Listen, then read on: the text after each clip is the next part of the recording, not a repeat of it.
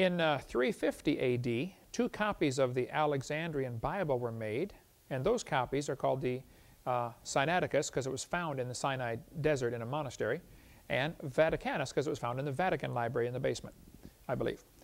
Those 2 copies from 350 A.D. are still around today. You know, 1,600 years old copies of the Scriptures, well, of the Alexandrian Bible. The Latin Vulgate was made from those manuscripts in 380 A.D. It was translated to Latin. Then in 1582, the Catholic Church ordered the translation of the Latin Vulgate into English, and that's where the Douay Confraternity and the Douay Rheims version come in. The Douay versions were made from the Latin, which was a good translation of the wrong manuscript. They're translating the Alexandrian. So they got the bad manuscript, the corrupt, cult manuscript, being translated into English, which became the official Catholic version in use today, the Douay version of the Bible. 2 guys named Westcott and Hort came along in 1875, and they took these Alexandrian manuscripts, of which I think about 15 or 17 of them were found, I don't know, and they said, these are old manuscripts, therefore they're better. Well, now hold on a minute. Yes, they're older, but that doesn't mean they're better. They're older because they're worse. The people didn't use them. They didn't wear them out.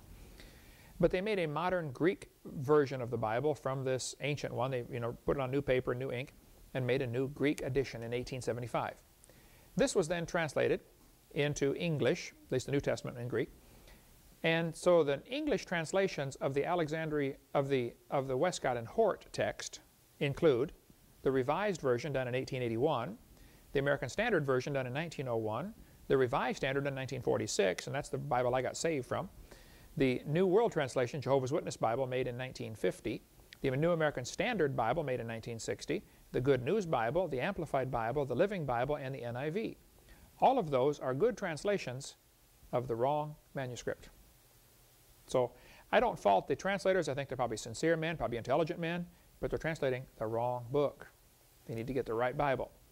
The first mention of Alexandria is in Acts chapter 9 when they were disputing with Stephen, arguing with the Christians.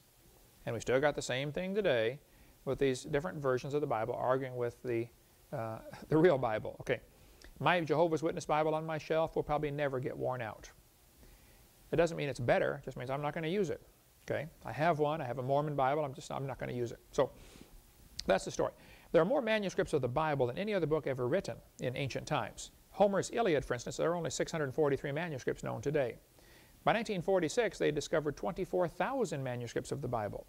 Then when the Dead Sea Scrolls were found in 1947, they now have 40,000 new manuscripts to work from. So the Dead Sea Scrolls made it up to the total now of 64,000 manuscripts of Scripture. The Isaiah Scroll is 1,000 years older than any known manuscript anywhere in the world. And it matches exactly the Textus Receptus, the King James. I recommend you get the book New Age Bible Versions. You can order it from my ministry, or go to avpublications.com if this topic interests you, about studying different Bible versions. And we could spend hours about that one, but that's enough. Next question. What is God like anyway? Man is a three-dimensional person. What's God like? Well, a friend of mine came to me one day when I spoke in Mobile, Alabama, and he said, "Hey, Brother Hovind, let's go get some ice cream at McDonald's or something after you're done." I said, "That'd be great, brother." We went to McDonald's, we're sitting here at the table, and he took 2 pieces of paper out, and he wrote on one Mr. Flat, and on the other one he wrote Mrs. Flat. He said, "Kent, let me show you something interesting here." He said, "You taught geometry, right?" I said, "Yes, sir." He said, "I want you to imagine we got 2 people here, Mr. Flat and Mrs. Flat, and they live in flatland. They live in a plane, a 2-dimensional world. They have no concept whatsoever of the 3rd dimension. They're totally flat." I said, "Okay." I said, "Now, suppose you, as a 3-dimensional person, would like to get them to know you. But they have no concept of you because you live in a 3rd dimension." I said, "Okay, I got you." He said, "Now, you can't put a 3-dimensional being into 2 dimensions. It just simply won't work. Mr. Flat actually sees Mrs. Flat as a straight line. He only sees 1 dimension. He perceives the 2nd dimension. He can walk around and figure out she's a rectangle, but he actually only sees a straight line when he sees her." I said, "Okay, I got you." He said, "Now, you and I can see 2 dimensions. We see the width and the height, but we perceive the depth.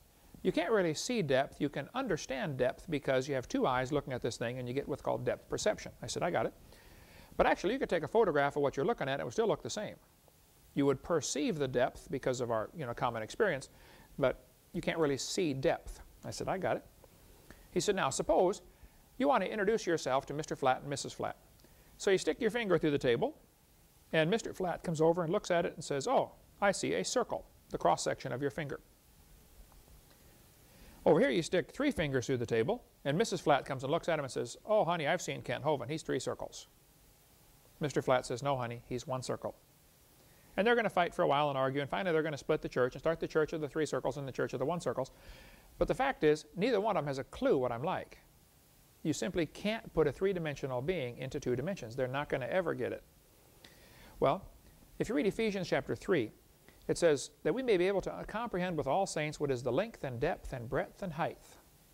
The length and depth and breadth and height. There's 4 dimensions. I think there's an awful lot more to God than we can possibly comprehend in our little 3-dimensional world. Just like Mr. Flat and Mrs. Flat are not going to get it about a 3-dimensional person, I don't think we 3-dimensional persons are ever going to get it to understand God. But when we get to heaven, we shall see Him, we shall be like Him, for we shall see Him as He is. Then we're going to say, oh, now I understand. And there are these guys going around saying God has 10 dimensions. I think that's heresy. God is infinite. He's not limited by anything whatsoever. He is absolutely God. By definition, it would have to be not limited by time, space, or matter. Next question. What about the races? Where do they come from? Well, there's no question there's a lot of different looking people on this planet. Black ones and white ones and yellow ones and tall ones and little ones, etc. But there really aren't any races. There are skin colors. There's only one race. It's called the human race. Would you say these are different races of cows? No, they're just different skin colors. Okay, and I can assure you they all look the same in the meat locker, and they all taste the same on the hamburger. Okay, they're just different skin colors, that's all. There are 4 theories of where the races come from. I don't know which is true. I suspect I do, but I'll just give you the 4 theories and tell you what I believe. One theory says Adam and Eve are medium brown, and they produced all the races, all the colors in their own children. Could be true. There's an albino, 3 albino children born to a black couple. It's just an interesting bit of trivia here. The second theory, which I do not believe, it says the Lord put a mark on Cain in Genesis chapter 4, lest any finding him should kill him. And they say Cain became a black person. I don't buy this for 1 second, but a lot of churches do. The Mormon church teaches that the Negroes are not equal with other races. This is what the Mormon church teaches in their doctrine book here in 1966. They say it's the Lord's doing. It's based on His eternal laws of justice and grows out of a lack of spiritual valiance of those concerned in their first estate. Lack of spiritual valiance. What do they mean here? Well, I had a couple Mormon missionaries knock on my door one time, and they said, Mr. Hovind, we'd like to talk to you about the Lord. I said, that'd be great, fellas. Which Lord would you like to talk about, yours or mine? They said, oh, we serve the same God. I said, no, fellas, I'm sorry. We serve a different God. I said, let me show you here. Does your God have a body like mine? They said, yep, we believe He does. I said, okay, my Bible says God's a spirit, and they that worship Him must worship Him in spirit and in truth. I said, does your God live on the planet Kolob, K-O-L-O-B? They said, yeah, we believe He does. I said, well, my Bible says God is all places. The eyes of the Lord are everywhere. He's not living on a planet. He's every place at the same time. That's God. I said, does your God have thousands of wives?